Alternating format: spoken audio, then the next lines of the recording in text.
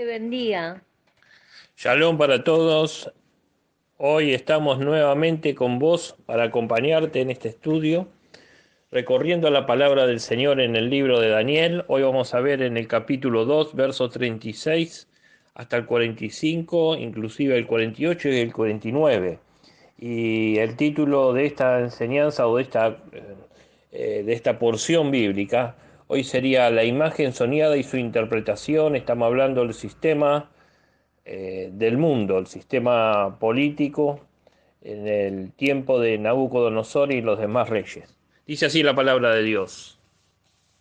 Dice, este es el sueño, también la interpretación de él diremos en presencia del rey. Tú, oh rey, eres rey de reyes, porque el Dios del cielo te ha dado reino, poder, fuerza y majestad. Y donde quiera que habitan hijos de hombres, bestias del campo y aves del cielo, él los ha entregado en tu mano y te ha dado el dominio sobre todo. Tú eres aquella cabeza de oro. Y después de ti se levantará otro reino inferior al tuyo, y luego un tercer reino de bronce, el cual dominará sobre toda la tierra.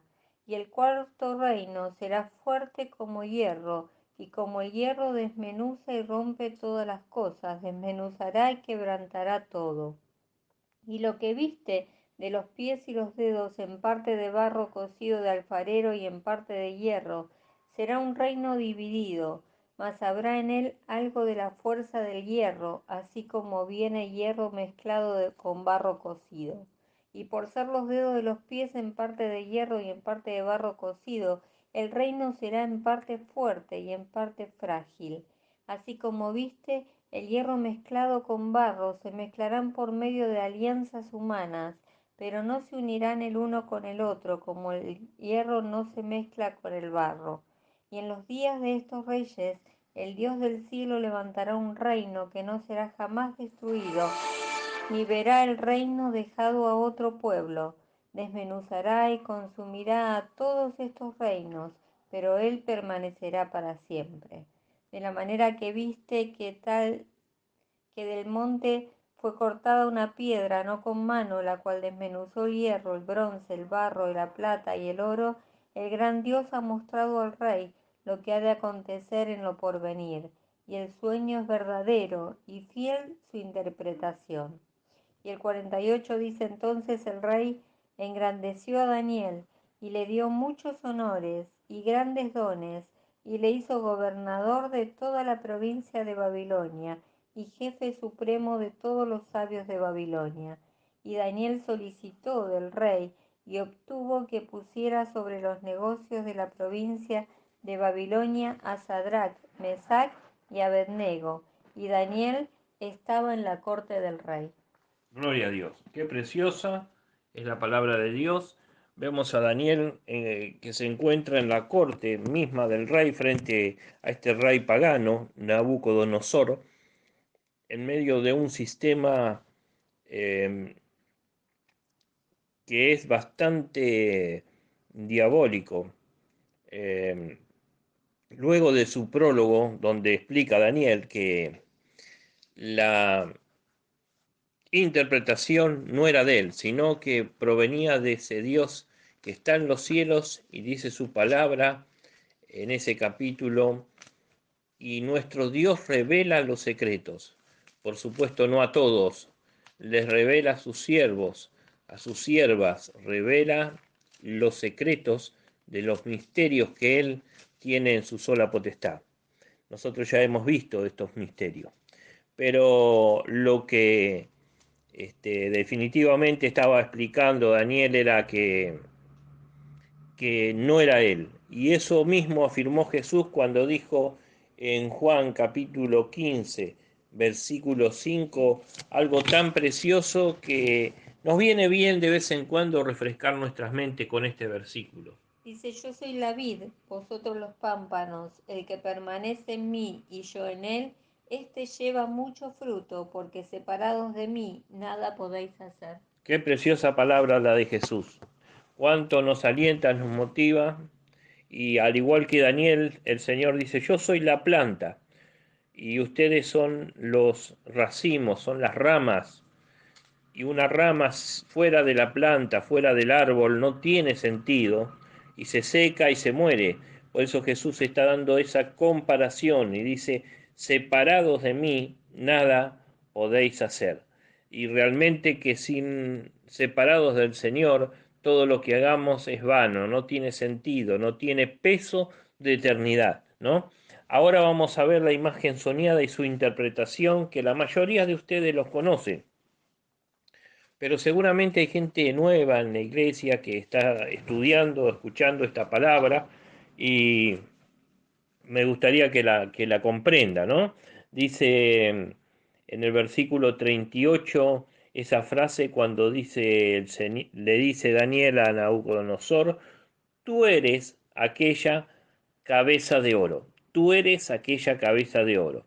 Recordemos que había soñado una estatua enorme, Nabucodonosor, eh, multimetálica, ¿no? Entonces, diferentes metales, tanto la cabeza como el, el pecho, los brazos de esa estatua, el vientre, luego las piernas, que son sus extremidades, hasta los pies, ¿no? Cada uno de esos componentes físicos de esa estatua tenía elementos metálicos diversos. Entonces, cada elemento tiene una explicación, una interpretación profética y tiene que ver con la profecía escatológica, o sea, la profecía de los últimos tiempos. Por eso dice la palabra del Señor en el capítulo 2, dice, lo que ha de acontecer en los postreros días, dice el versículo 28 de este capítulo 2. El Señor ha estado revelando a Nabucodonosor, a Daniel y a toda la humanidad cómo iba a ser el sistema político que iba a gobernar al mundo, ¿no? Un sistema multifacético, filosófico, político, de alianzas, de fuerzas encontradas que llegan a una coalición. Ahora lo vamos a ver. Y comienza con la cabeza de oro. Tú eres aquella cabeza de oro. Y Nabucodonosor lo entendió mal, pero en realidad el Señor no le estaba diciendo que él era el dueño, le estaba diciendo que él era el mayordomo. Hago un, hago un paréntesis y permítame hacer o dar una impresión propia mía. Si alguien le preguntara o nos preguntara a cada uno de nosotros, ¿cuál es la palabra más importante que existe en tu vida cristiana, ¿no? ¿Cuál es la palabra más importante? Muchos dirían amor, fe. La palabra más importante es esperanza. La palabra más importante. No estamos hablando de un nombre, porque sería Jesucristo, por supuesto. Pero si buscaríamos una palabra, desde mi punto de vista, sería la palabra mayordomía. Y es muy difícil llegar a una mayordomía madura, a una mayordomía inteligente, sabia. Nos cuesta a todos, ¿no? Para mí la mayordomía es la base de una vida cristiana, es la base. Un cristiano debe ser mayordomo. Por eso es muy importante lo que Daniel le dice aquí, en el versículo 37. Dice, tú, oh rey, eres rey de reyes, porque Dios del cielo te ha dado reino, poder, fuerza y majestad. Cuatro elementos nivel oro. El Señor dice aquí, por medio de Daniel, a Nabucodonosor, tú le has dado, el Señor te ha dado reino, poder, fuerza y majestad, ¿no? Fíjese en que son prácticamente atributos, son beneficios a nivel, esos beneficios o esos elementos, esas características las tiene el Señor Jesucristo. El Señor Jesucristo tiene reino, poder, fuerza y majestad. Y la palabra del Señor nos dice, porque Él es el Rey de Reyes. Acá en un momento Daniel le dice, tú eres el rey de reyes, ¿no? En el versículo 38, Maru, creo que es ese el versículo... No, el que leímos recién, el 37. El Tú, oh rey, 37. eres rey de reyes. Eres rey de reyes. Fíjese que el título que ostenta Nabucodonosor es un título a nivel oro, ¿no? Título del Señor, por un momento. Eso le daba una mayor responsabilidad. Cuando mayor responsabilidad tenemos, cuando mayor, digamos, cuando mayores beneficios, mayores bendiciones tenemos, mayor prosperidad, mayor gracia de Dios para poder entender las cosas, también debemos entender que tenemos mayor responsabilidad y en consecuencia tendremos que algún día presentarnos delante del juez para dar una, una explicación de cómo hemos ejercido esa mayordomía. Así que el Señor le dice, tú eres aquel hombre que Dios le ha dado en la tierra, reino, poder, fuerza y majestad. Y eso te hace esa cabeza de oro. Nada después de ti tendrá ese esplendor, ¿no? Eh, Entendamos algo, que estos imperios que aparecen aquí, figurados, prefigurados en elementos metálicos, luego aparecen nuevamente al seguir en el libro de Daniel, lo vamos a volver a tocar a esto, después luego en animales, en bestias, ¿no? Este, tiene que ver con imperios, con gobiernos que han dominado el mundo antiguo y que en realidad no habla de los imperios mundiales poderosos de toda la humanidad, sino que en realidad está hablando de los imperios que ejercieron poder y gobernabilidad sobre el pueblo de Israel. Daniel, siempre que habla, se está refiriendo al pueblo de Israel. Por ejemplo, acá no aparece la palabra iglesia, por supuesto, en todo el Antiguo Testamento no aparece la palabra iglesia, pero no aparece tampoco ni el concepto ni la noción de la iglesia, porque esto tiene que ver con el mundo hebreo, con el pueblo hebreo. Entonces, estaría fuera de sentido que apareciera acá. Sí puede deducirse en algunos aspectos que luego lo vamos a tocar. Pero también en el versículo 38 dice, donde quiera que habitan los hijos de los hombres. ¿Podemos leer el versículo 38 Sí. para refrescarnos? Y donde quiera que habitan hijos de hombres, bestias del campo y aves del cielo, Él los ha entregado en tu mano y te ha dado el dominio sobre todo. Tú eres aquella cabeza de oro. Bien, no nos alcanza el tiempo, pero si nosotros, por ejemplo, miraríamos a Adán, lo mismo le dice el Señor a Adán. El Señor le da esa, esa noción de superioridad, ¿no? De hecho, el hombre es la corona de la creación. El hombre es muy importante en la creación porque ha sido la coronación de la creación.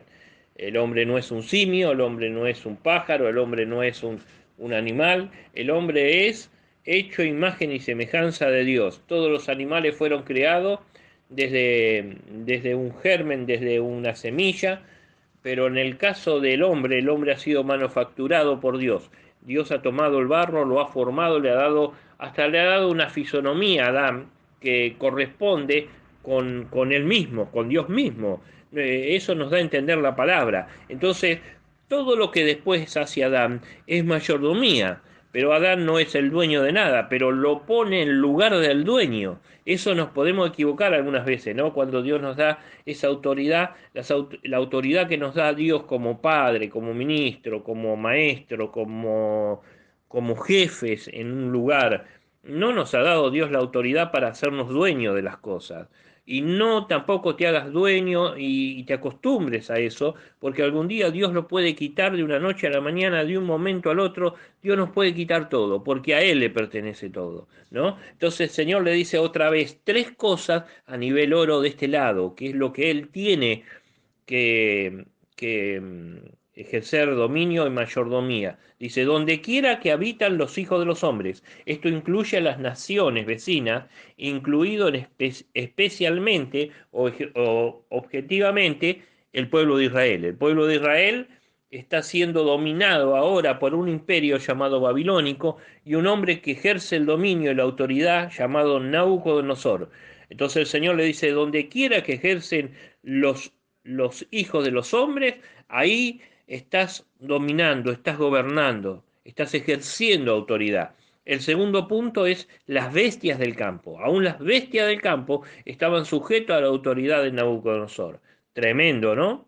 Y lo tercero es las aves del cielo. Ahora, todo esto tiene un condimento, una explicación, una noción profética y espiritual sobre todas las cosas, ¿no? Vamos a ver, en 2 Tesalonicenses capítulo 2, verso 11 nos dice algo importante, porque a veces creemos que las cosas, que el diablo actúa ¿cómo se dice?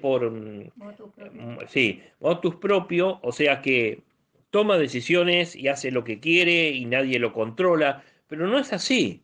El diablo puede obrar, puede hacer sus obras malignas de tinieblas, pero está controlado y está limitado por Dios. Ojo, Dios no permite que el enemigo haga lo que quiere.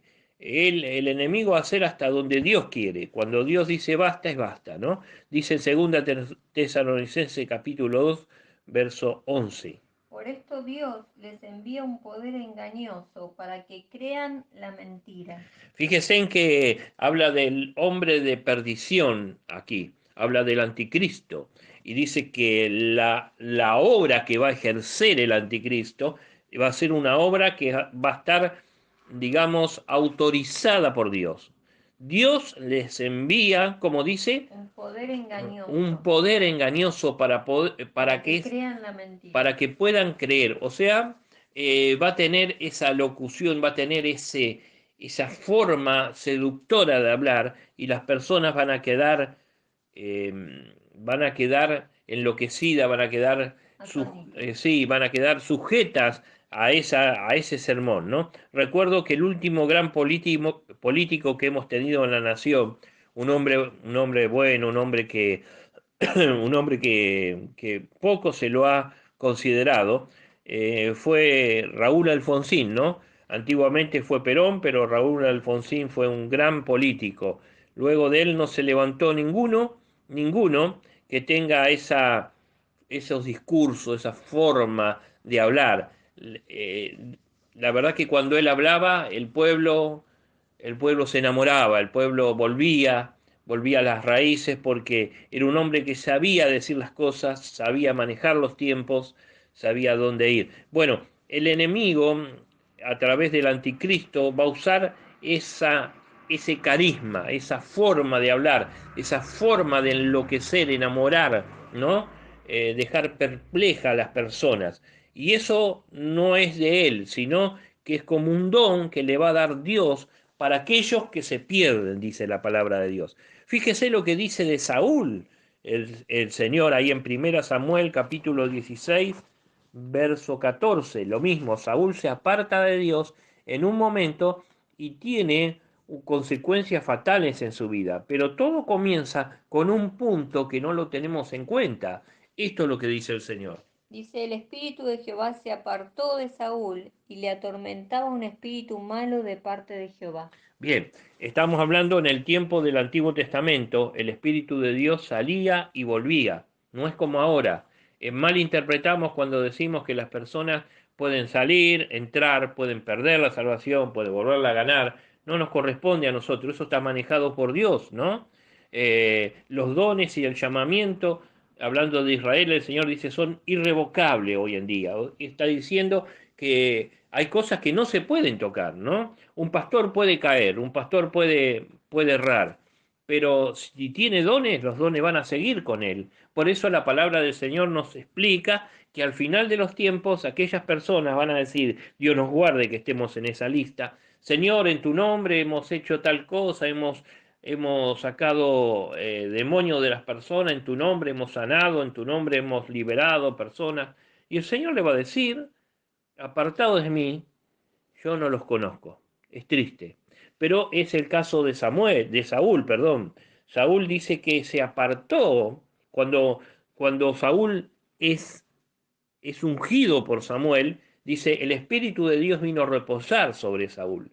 Y Saúl comenzaba a profetizar entre aquellos hombres que eran profetas. A ese punto llegó, ¿no? Pero en un momento dice que el Espíritu de Dios sale de él y queda solo, y un espíritu malvado, un espíritu diabólico, entra y fíjese la porción como dice El ahí. espíritu de Jehová se apartó de Saúl y le atormentaba un espíritu malo de parte de Jehová. O sea que Dios permite que un espíritu malvado entre y lo atormente, ¿no? Esos son las, digamos, cosas que debemos comprender, puntos oscuros en la Biblia, pero debemos comprender para saber que todo lo que se mueve no es bueno y todo lo malo que se mueve tampoco es tan malo. Tenemos que comprender que todo está diagramado, planificado, ordenado y hasta autorizado por Dios, ¿no? Este mundo le pertenece al diablo, pero no nos olvidemos una cosa. eh, también la palabra del Señor nos dice que Él tiene cuidado de sus hijos. Efesios capítulo 2, versículo 2, nos explica un poquito más cómo es que funcionan las cosas aquí en la tierra, ¿no? En los cuales anduvisteis en otro tiempo, siguiendo la corriente de este mundo, conforme al príncipe de la potestad del aire, el espíritu que ahora opera en los hijos de desobediencia. Bien, esta es la corriente de este mundo, ¿no? El sistema religioso, como dice, el espíritu que opera en el aire, es un espíritu, un espíritu contrario a la iglesia, un espíritu contrario a tu vida, porque estás sirviendo al Señor, sos de Dios, sos una persona que algún día abrió su corazón a Dios y es lógico que las cosas a veces no vayan como pensamos y vayan contrariamente a lo que hemos planificado. Entonces, tiene sentido de pensar que aquel pueblo de Israel que estaba en Babilonia, la estaba pasando mal, hermanos, la estaba pasando muy mal, pero ellos comprendían, sabían de antemano, Daniel explica que la corriente de ese mundo no iba a contaminarlo. Por eso en el capítulo 1 Daniel dice en el versículo 8, y Daniel propuso en su corazón no contaminarse, no contaminarse. Esa es la clave del cristiano, esa es la clave de vos que estás escuchando para tu vida, para el triunfo, para una vida espiritual. No contaminarte. A veces las contaminaciones están dentro de la iglesia, ¿eh? Hay gente que es tibia, hay gente que le da lo mismo una cosa que la otra. No contaminarte, resistir al punto de decir esto está mal, esto no corresponde a Dios, esto es tóxico, entonces no voy a participar. Si otros participan, tendrán ellos que dar cuenta a Dios, pero uno no puede participar. A ese punto llegamos, ¿no? El pueblo de Dios estaba patas para arriba antes de ir a Babilonia, y así le fue, ¿no? Por no denunciar las cosas que estaban mal y permitir que eso siga como un río, tomó la fuerza de un río violento y se lo llevó a todos puestos. Así es las cosas del Señor, ¿no? Esto nos enseña el libro de Daniel. El libro de Daniel le dice que donde habitan los hijos de los hombres, la bestia del campo y las aves del cielo. Babilonia tiene un sentido espiritual. Apocalipsis 18:2 dice de esta forma. Y clamó con voz potente, diciendo, ha caído la gran Babilonia, y se ha hecho habitación de demonios y guarida de todo espíritu inmundo, y albergue de toda ave inmunda y aborrecible. Bien, acá hay tres conceptos que tienen que ver con lo que dijo Daniel. Fíjense, lo primero que dice ahí, Se ha hecho habitación de demonios. habitación de demonios, ¿no?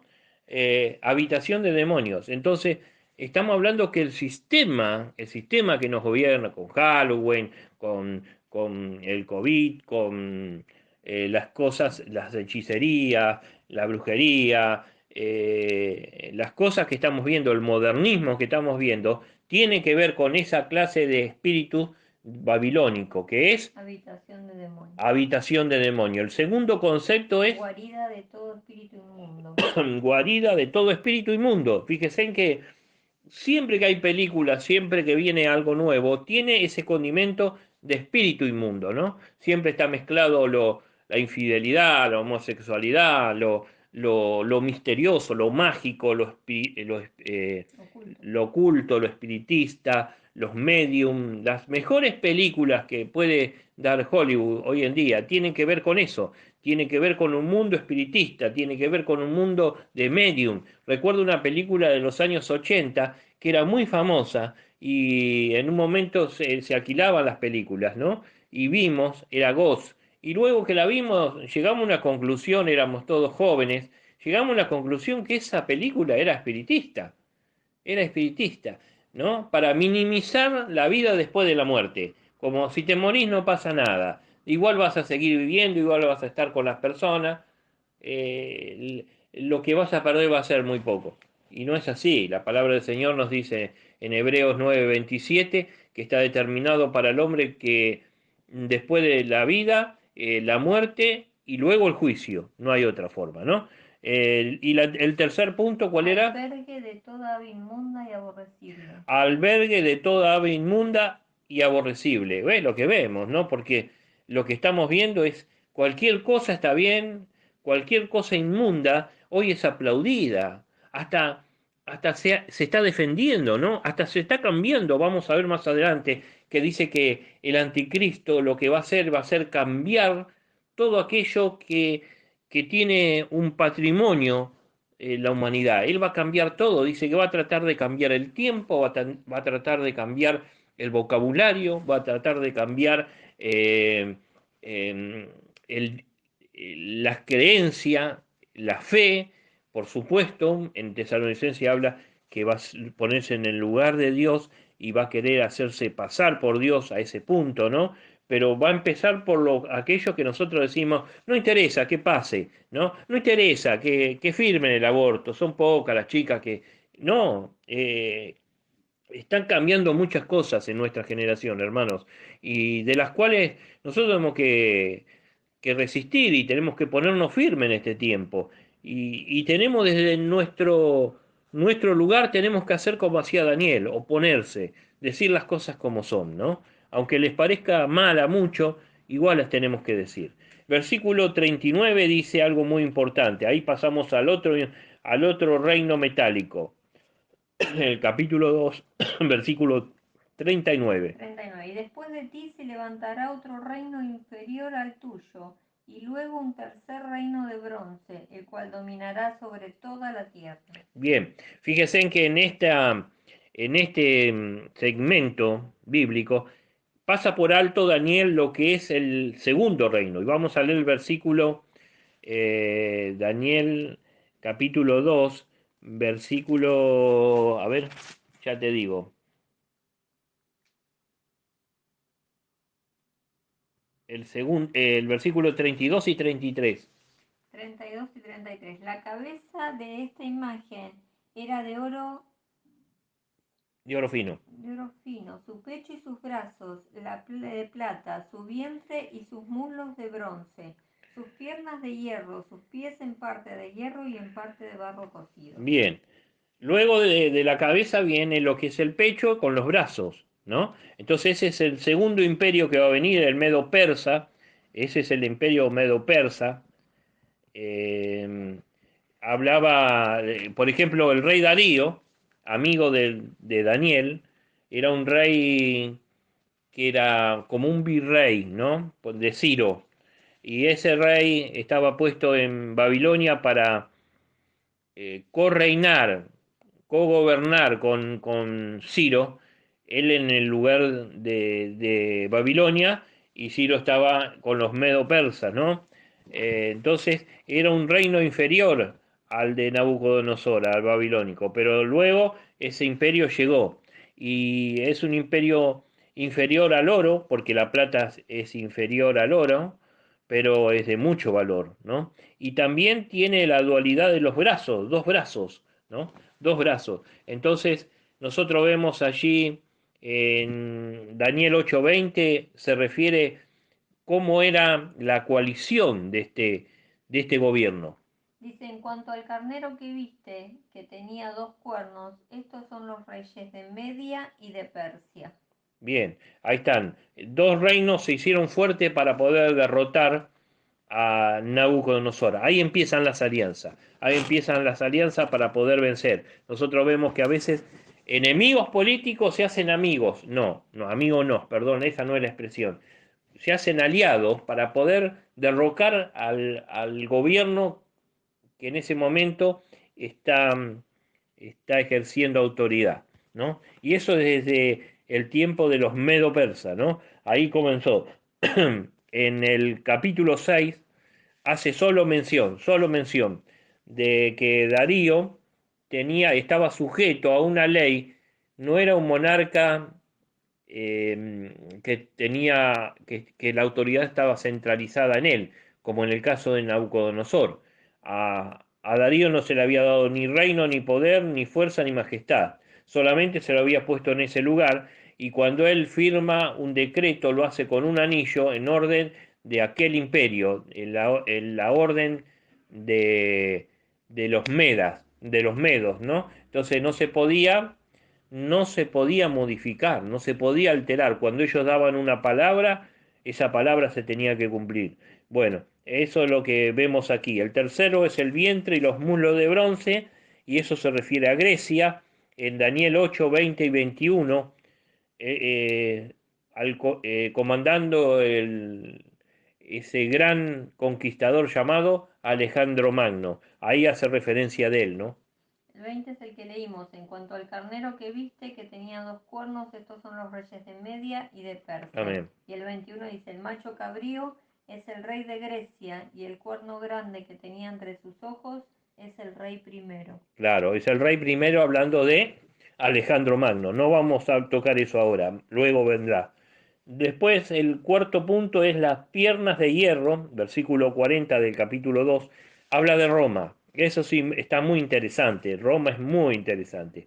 2 piernas, ¿no? Sugieren que al final del imperio, en el año 330 después de Cristo, se dividió el imperio romano en 2 capitales, Constantinopla y Roma, y Constantinopla fue construida en el 390. Teodosio, uno de los emperadores, dividió su imperio entre sus 2 hijos. Eso habla de las 2 piernas. Ya ahí nosotros vemos otra clase de gobierno, y luego vendría lo que ya no sería metal, los pies de hierro mezclado con barro. Así que lo que nos está diciendo aquí, que el sistema político en la Tierra nunca va a haber un sistema óptimo, un buen sistema para los cristianos, jamás.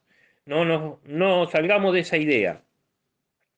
Al igual que los jueces en la palabra, cuando termina dice que no hubo un buen gobierno, porque el único gobierno que vendrá con esa piedra que viene a destruir los pies y toda la estructura metálica de ese monumento que vio aquel rey llamado Nabucodonosor. Esa piedra es Cristo. Y vamos a terminar con este concepto, ¿no? Que Cristo es la piedra fundamental, dice la palabra, y en Él están todas las bendiciones. Y la palabra dice que, que Él ha sido una piedra donde podamos nosotros, que Él está puesto para que podamos correr, ¿no? El salmista dice, Él es la roca donde podemos correr y pedir auxilio, ¿no? Eso nos da la idea de un mar enfurecido y cerca de la costa de un náufrago, ¿no? Que se abraza a una roca, quizás temblando de frío, pero lo que tiene es esa roca, y esa roca es su salvación. La roca es la vida y lo demás es la muerte. Tenemos a Cristo, y Cristo va a venir a deshacer todos los gobiernos de la tierra, y Él va a ejercer dominio y autoridad como nunca nadie.